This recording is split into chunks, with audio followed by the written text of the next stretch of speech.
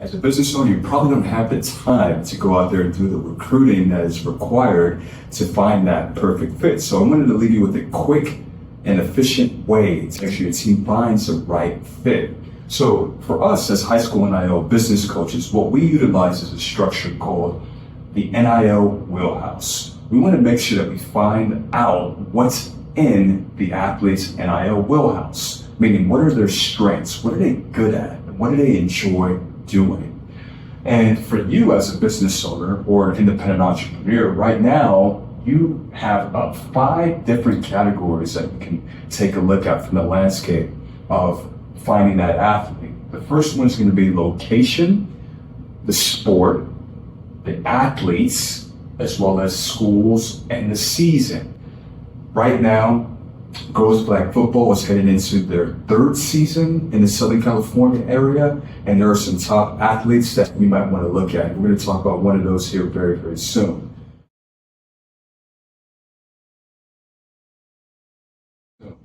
So what we're looking at here is our NIL wheelhouse, and it's based off of the 5 ways that our Southern California athletes can profit off of their NIL. Now, if you're living in a different state, then you want to make sure that you consume your NIL wheelhouse with the ways that your athletes can profit within your state. And it's very important that you know the regulations and the policies so that your athletes that you partner with do not lose eligibility. So as of right now, the CIF has allowed our athletes to profit off of commercial endorsements, promotional activities, social media presence, product or service ads, and NFTs, known as non-fungible tokens. And so what we do is we plug this into the wheelhouse with the athlete.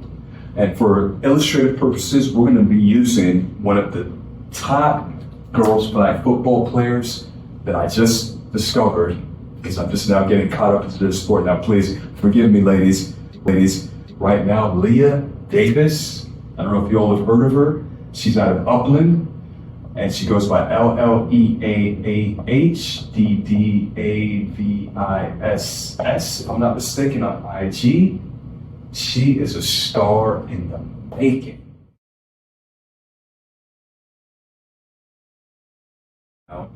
As we're looking at Leah Davis, you would want to also find another athlete. Most important step here is that you're finding an athlete that is either in the same location, because you want to hit the same demographic, most importantly, the same sport, and obviously schools that are maybe in the same league or close by, and then the season, obviously, that's going to match up with the type of sport they're in. But once you're able to do that, you can narrow down your demographic and your reach, because that's important as a business owner. When you're partnering with that athlete, you want to make sure you're targeting that promotional ad or whatever you're doing towards a demographic that you want to reach with your product. So Leah Davis right now in the city of Upland has a really good following. She's actually got 1,716 followers on Instagram. And we're just going to focus on that right now for this example. Let me make sure, yeah. So she was a 210 Prep Sports Girls Athlete of the Week. And that was back in, that was recently. So she's getting a lot of notoriety. Good, so as you can see, fan engagement's there. She's got a lot of brand awareness. And so this is something you want to dive into when you're looking at athletes. You want to also take a look at, lastly here, perfect. Oh, she's a 2-sport athlete. Okay, that's one thing you can notate here. She runs track as well. So she's football and track. And if you've got a commercial endorsement, a promotional activity, it's important to know, is this person camera friendly? Is this athlete a person that wants to be in front of the camera? So you want to take a look at any element that you want to include into your partnership before you take that next step. Okay, so if you have any questions on how to find that athlete and figure out what is important to your brand, let us know.